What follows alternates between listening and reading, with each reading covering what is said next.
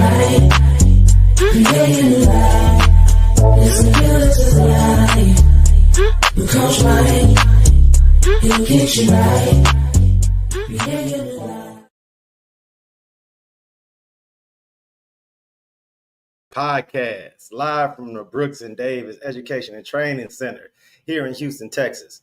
I'm your host today. My name is Rick Davis. If you don't follow me on social media, I invite you to do so at Prime Real Estate Rick, man. As always, if you're looking to buy, sell, or invest in residential or commercial real estate anywhere in the great state of Texas, but especially here in our lovely city of Houston, you can reach me directly on Instagram at Prime Real Estate Rick. Hey, yo, if you're tuning in today for the Realtor Life podcast, I know you're used to seeing CEO Coach Mike here hosting this show. I'm stepping in today to host in his place. You may have seen me on Brooks and Davis TV on YouTube hosting the Prime Real Estate Network podcast, or you might have seen me with Coach Mike hosting the Monday Night Live Real Estate Call-In Show. But for those who are having an opportunity to see me host a show for the first time, man, it's an honor and a pleasure to be here on the Realtor Life Pod, and I'm really excited about today's show. So first things first, I want to urge everyone in the audience to get involved in today's show. If you're checking us out live on Facebook or YouTube, get into the comments section. You can leave myself or today's guest a relevant question. And you never know, we may have an opportunity to get your question answered on today's show. I want to take a little time now to introduce our guest this week on the Realtor Life Pod. This lady is one of the foremost insurance experts. She's not only a leader in the space, she's a mentor and also a professional entrepreneur and business builder. I want to thank her so much for sitting in on the Realtor Life podcast. And I'd like to introduce to our audience, Miss Helena J. How are you? I am amazing. How are you doing? Thank you so much for sitting in, man. I love it. We had a really great conversation before we went live, man. And I just want to keep that same energy because there's so many things about you, your business, your brand that I like to touch on during this interview for our audience. So I don't want to waste any time. But first things first. Yes. For those in our audience that are meeting you for the first time, Helena, could you just introduce yourself, talk a little bit about your business, and talk about your professional brand? Absolutely. So yes, my name is Helena J. Guys, and it is an honor and pleasure also to be here today. I am a teacher by trade, and about 13 years ago, I took my gifts from God to the space of financial services.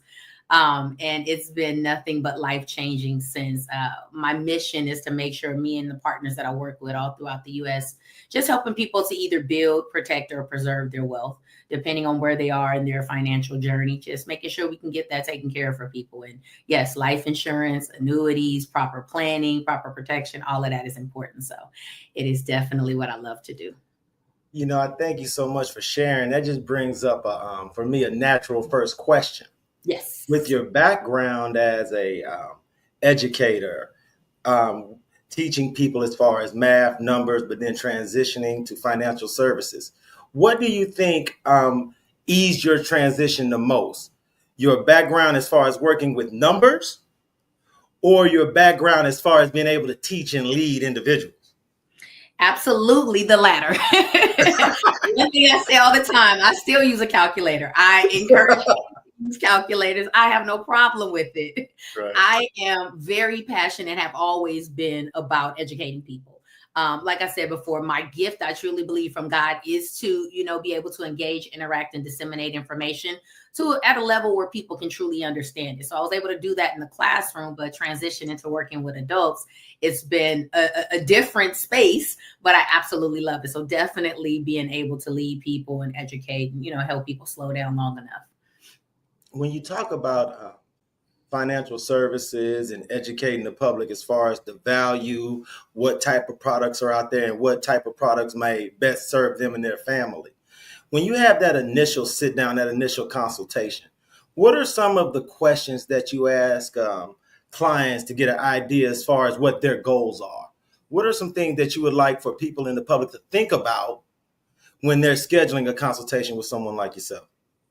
I like that question because for me, it's all about questioning, right? I always say he who does the questioning is doing the learning. So really getting to know who I'm talking to and what their, relationship is currently with money, what's their journey been with money, and really what is it that they're looking to, be able to gain from our conversation. Because I want to make sure I'm giving them what they're looking for, right? But there's definitely some key points within the financial services space that some questions that I ask to make sure that I can make them start thinking about how they do their planning. But yeah, definitely to start the conversation is, the relationship with money, where they are in their journey and how they're feeling about it right now. I'm really intrigued as far as some of the verbiage that you just used when you talk about their relationship, Oh, yeah. their past. It's almost as if you can describe money as a living, breathing organism that they have had a lifelong relationship with.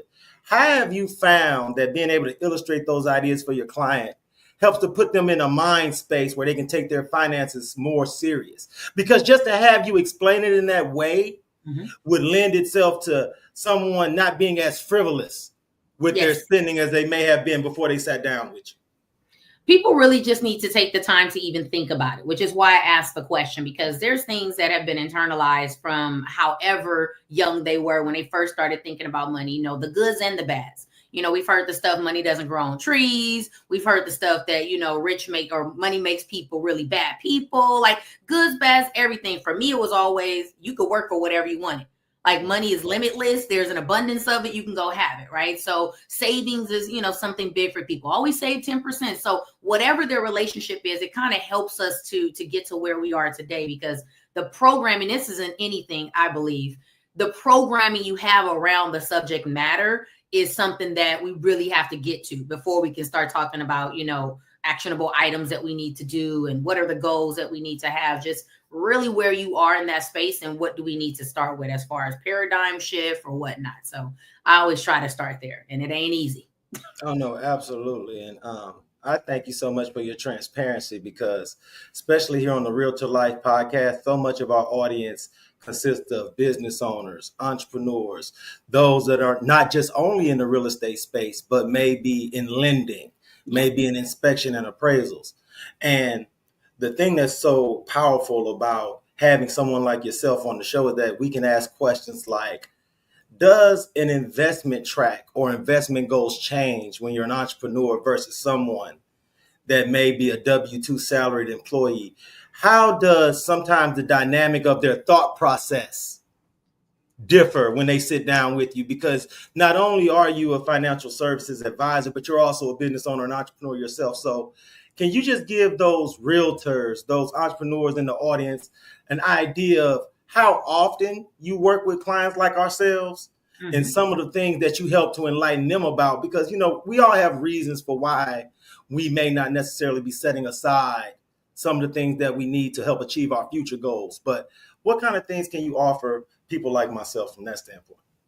One of the first things I'll say about that is pretty much everybody. I was just talking to a colleague the other day. Pretty much everybody needs an additional entrepreneur income stream, right? It's kind of hard to just get along, even if you have a great W-2 with just a one income stream, right? So speaking to my entrepreneurs out there and those that are transitioning and working in the self-employed space, whatever it may be, I find that it is less savings happening in those spaces. Why? Because most business owners, entrepreneurs, we put so much back into our business. My mom was a business owner for 25 years, right?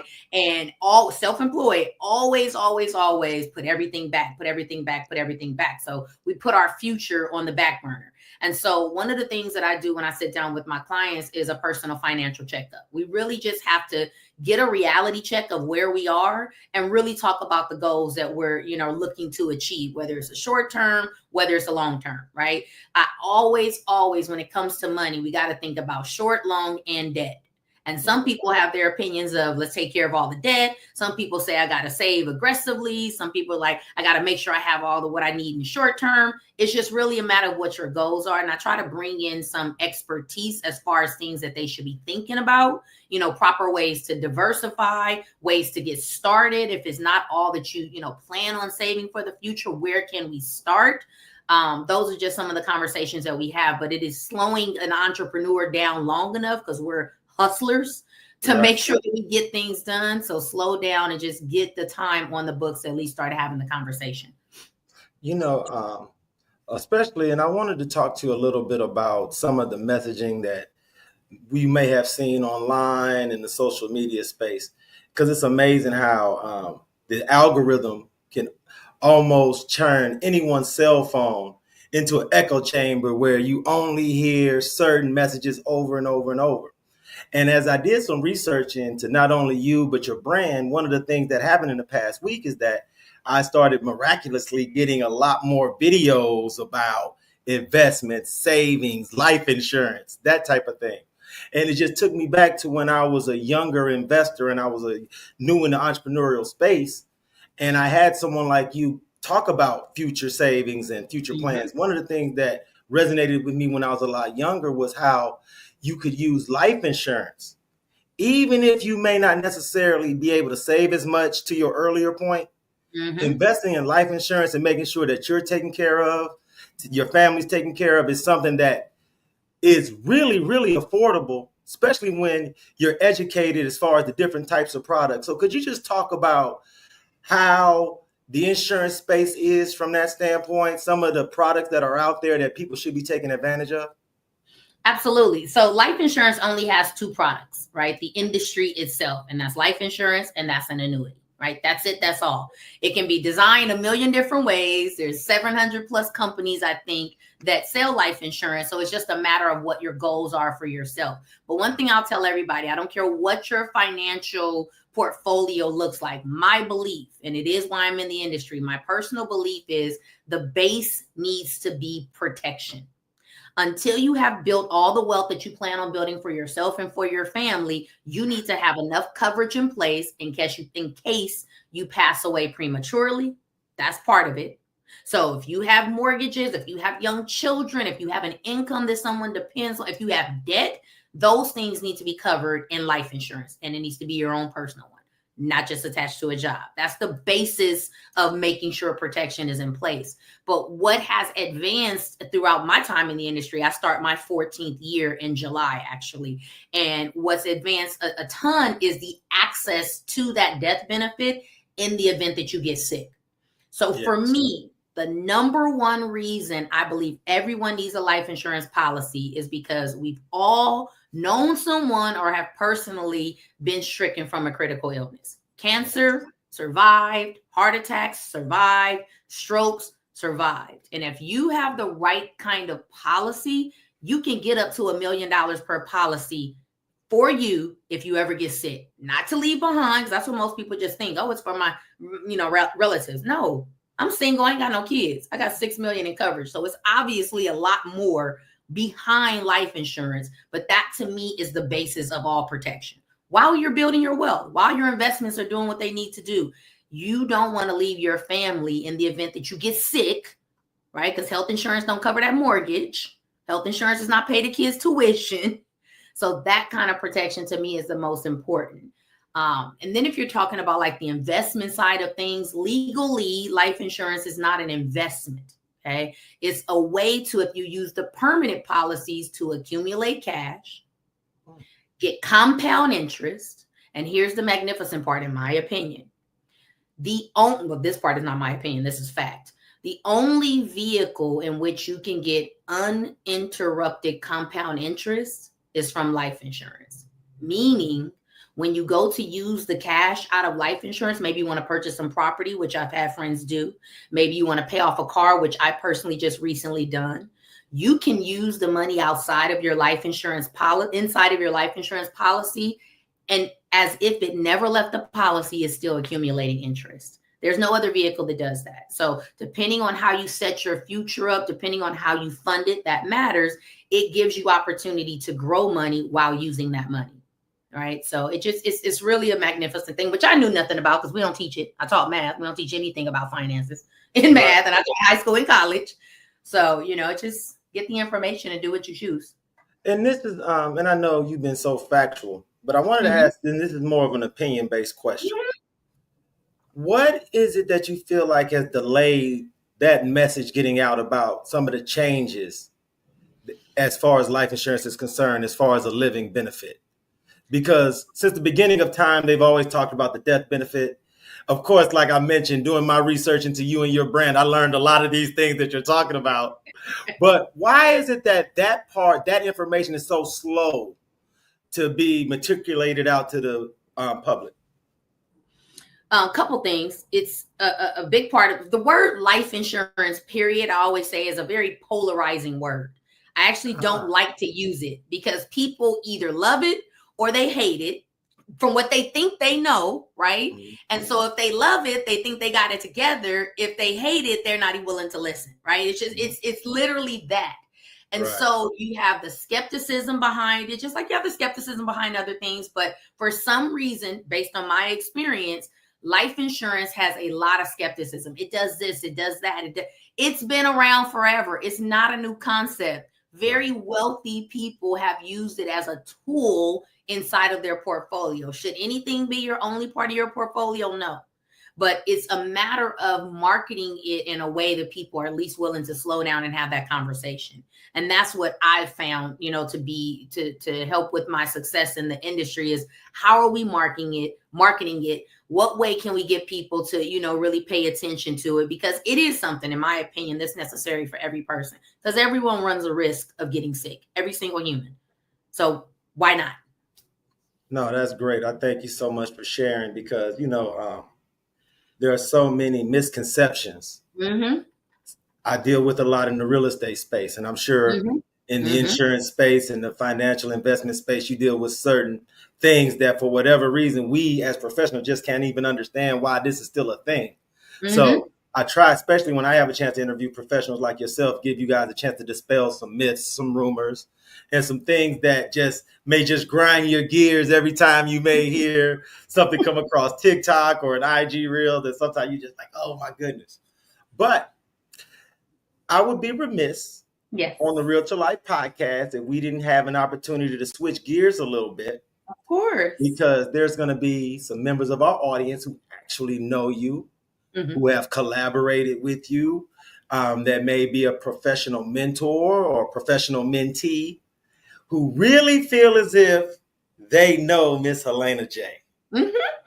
So for those members of our audience who have had the opportunity to work with you professionally, may know you socially or from a networking event, could you share a little bit about some of your interests when you're not in the office, when it's the weekend and you're enjoying that beautiful California weather? What are some of the things that personally interest Miss Helena J? Personal interest. So in the past, it was bowling. I used to bowl 6 nights a week, 7 different leagues. Yes. A lot. I was a bowler all day, every day. One of my first tattoos is a bowling tattoo. Loved bowling. It took a back seat because I was already getting tired of it when I came into the industry. But anybody who has known me or worked with me or any kind of connection to me knows that my 2 favorite loves are the San Francisco 49ers and the Los Angeles Dodgers. So if you give me the NFL, period, but the 49ers are my favorite, and you give me the Dodgers, I'm in heaven. So anyway, we got opening game this Thursday for the Dodgers. So I am definitely a fan when it comes to sports. I love it. I'm a huge sports enthusiast. Love it. Now, one of the cool things, and I don't know if this was ever a thing for you. You let me know. Cool thing about, because I have 49er fans in my family. Oh, yes, they're amazing people. One of the cool things about the 49ers from the fans that I've had a chance to interact with is that you guys are really impressed with the uniforms. Every 49er fan feels like they got the nicest uniforms in the history of the National Football League. So the question for me to you as a 49ers fan is, how many jerseys do you own? And what colors? Do you have all reds, all whites? Do you have a mixture? Do you have throwbacks? How many 49ers jerseys do you own, Kurt? I have all of that. I have reds, I have whites, I have blacks, I have golds, I have throwbacks, I have currents, I have shirts, I have scarves, I have gloves, I have hats, I have greens, I have all the game wear patches, I have everything. I have season tickets. I am since the stadium has been since Candlestick. Was my first year as season ticket holder. So yes, I am a diehard. I am not a fair weather fan. We are going through some drama right now from our last season woes, but I love my Niners. Absolutely love them. Okay, and this is one final question because you mentioned that in a former life you were an avid bowler. Yes. I'm originally a Midwesterner, Okay. and so bowling Bowling. culture is really strong in the I'm gonna Midwest. say y'all know bowling. And the thing about it is that when you meet ladies like yourself that have an interest in bowling, one of the things that I'm always curious about is who first introduced you to the game. Love it. Was it your dad? Was it your mom? Was it a granddad? Who first felt like it was important to spend time with Miss Helena and decided to take you to the bowling alley as a way to bond? My uncle, There my it mom, is. my mommy's oldest brother. He was an avid bowler. I started around the age of 5. And that's partly why I kind of got out of it because my uncle had passed away. I was just like, didn't have as much love for it. But definitely, it was my uncle. My parents, we were always in the bowling alley. And so it really worked itself out well. But it was my uncle who did that. And may he rest in peace. It was absolutely a love language between us for sure. Oh, no, that's super cool. And how many times have you used your hidden talent as a way to win beer bets at the bowling alley against dudes who thought that there was no way a lady could beat them at bowling? All the time when I was in all the time. And it's funny. Here's a fun fact. It's crazy. I'm a math person. I already said that. I'm a numbers person. Right. I don't like to write. But for getting my college degree, my math major, I had to write a comprehensive paper, 20 pages plus. The only thing I could think of writing about for 20 pages plus was bowling. And so my mathematics comps paper in college, I went to Occidental College, was on the distribution of scores in bowling. And so I took a 4-page article and turned it into a 20-page paper because I was so passionate about I could speak it from every single angle. And yes, there's one way to get a 0, which I've never gotten. There's one way to get a 300, which I've never gotten, which is probably why I will go back at some point in time, and then everything else in between. Oh, no, it's super cool. At my college, one of the things that we're relatively famous for is that we have a really strong women's bowling program. Wow. What college? At Stephen F. Austin State University here in Nacogdoches, Texas. Nice. I'll take it. The ladies have won national championships and all that kind of cool stuff. Wow. So I learned from a young age to never sleep on any woman in a bowling alley. Because when you go to college in a town with a national championship women's bowling team, you're going to get got at some point in time. Oh, no, you definitely do that. I want to thank you, man. This has been a great interview. I thank you so much for carving some time out your schedule. I know how it is, especially in the middle of the day, early in the work week. But this has been a great conversation. I'm sure so many members of our audience have learned so many new things about you. And for those that are being introduced to you for the first time, I'm sure that they have been more than impressed with your energy, your glow, and the information that you share with us today. If you don't mind, Miss Helena, anything that you feel comfortable sharing as far as contact information, how members of our audience could get in contact with you, or how they could just become a part of your movement online, please feel free to share any of that info that you feel comfortable sharing. Thank you. I appreciate that. Yes, you can find me on Instagram, which I am not on that much these days because I need a break. But you can find me at Helena J 313, Helena J 313. Just had a birthday a week and a half ago, 313. You can always call me. I'm very open. 213-247-0295, 213-247-0295, or email HJ, my last name Conley, Conley 313 @gmail.com. I'm an open book. Give me a call, get a consultation, ask questions, let me know. And I want to invite you, Miss Helena, to visit us here in Houston when you have the opportunity. It's the springtime right now, so it's the perfect time. I would ask you to get here before July. I don't want you to cook out here.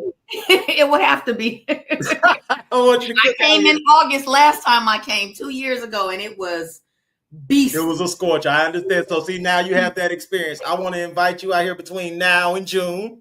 Got it. But please, you have an open seat here with us. I would love to have you come into the office, sit down, talk to our agents. Or if you ever had an event or you wanted to share that information, you always have a seat here with us on the Realtor Life podcast. I want to thank you so much, Queen, for your time. You've been more than gracious.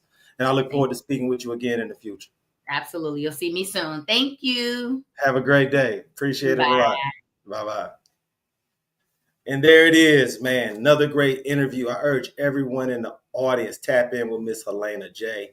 I want to give a huge shout out to our super producer, Jay Joseph, behind the scenes, bringing this show to you again every week. Big, huge shout out to CEO Coach Mike for allowing me to sit in on his platform. I want to thank everyone in the audience for tuning in this week to the Realtor Life podcast.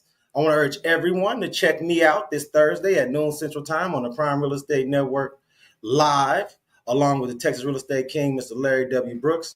Until this Thursday, I want to thank everyone in the audience for tuning in. And until then, please be safe and be blessed. Hey there, if you're in the midst of a real estate journey, whether you're buying, selling, getting licensed, or already licensed, this video is just for you. I've got some outstanding news to share, so stick around. Considering buying a home? We're here to help. We offer, at no cost or commitment, to schedule a showing for any property in the Houston Metroplex. When you choose our firm, we'll be with you every step of the way, guiding you through the process. Want to learn more? Visit our website or give us a call at the number shown. If you're thinking about selling your home, we've got some great services to offer, again at no cost or commitment. We can provide a free neighborhood buying and selling activity report, showing you the recent market activity in your area. We also offer a free in-person property condition home evaluation, where one of our professionals will provide recommendations to help sell your home faster and for more money. When you choose our firm to sell your home, we'll ensure it reaches more active home buyers than any other realtor. To learn more about this, visit our website or give us a call at the number shown. Real estate agents. Are you ready to take your career to new heights with a brokerage that puts you first? At Brooks & Davis Real Estate Firm, we offer something no one else does, a powerful money-back guarantee. We believe in our support so much that if you don't close a transaction within 90 days, we'll refund every dollar you've paid to us. And if a year goes by and you still haven't closed, we'll even refund your payments to HAR, MLS, and Supra. Your success is our priority. At Brooks & Davis, you're not just joining a brokerage, you're becoming part of a community that's dedicated to your growth. Whether you're a licensed agent ready to elevate your career, or you're on your way to earning your license, we've got a place for you. Even if you are not a Brooks & Davis real estate agent, you can unlock the full potential of your real estate career by becoming a part of our free membership. Join our supportive family where you can grow, innovate, and be recognized. Embrace diversity as we reshape real estate with impactful solutions for all communities. Make a difference by engaging in local initiatives for a brighter future. Elevate your education beyond transactions and prepare for success, including taking the real estate exam. Enjoy accessibility and easy collaboration within our vibrant real estate community. And here's the best part, it won't cost you a dime. The only investment required is your time, the rest is on the house. Are you ready to soar? Join us now and let's make your real estate journey unforgettable. If you already have a real estate license, we invite you to explore the World Changers community. And if you're in the process of obtaining or interested in getting your real estate license, discover the exclusive opportunities waiting for you with the Brooks & Davis Real Estate Firm Student Affiliate Membership. Visit the link on the screen today. Brooks & Davis Real Estate Firm, your trusted partner in real estate.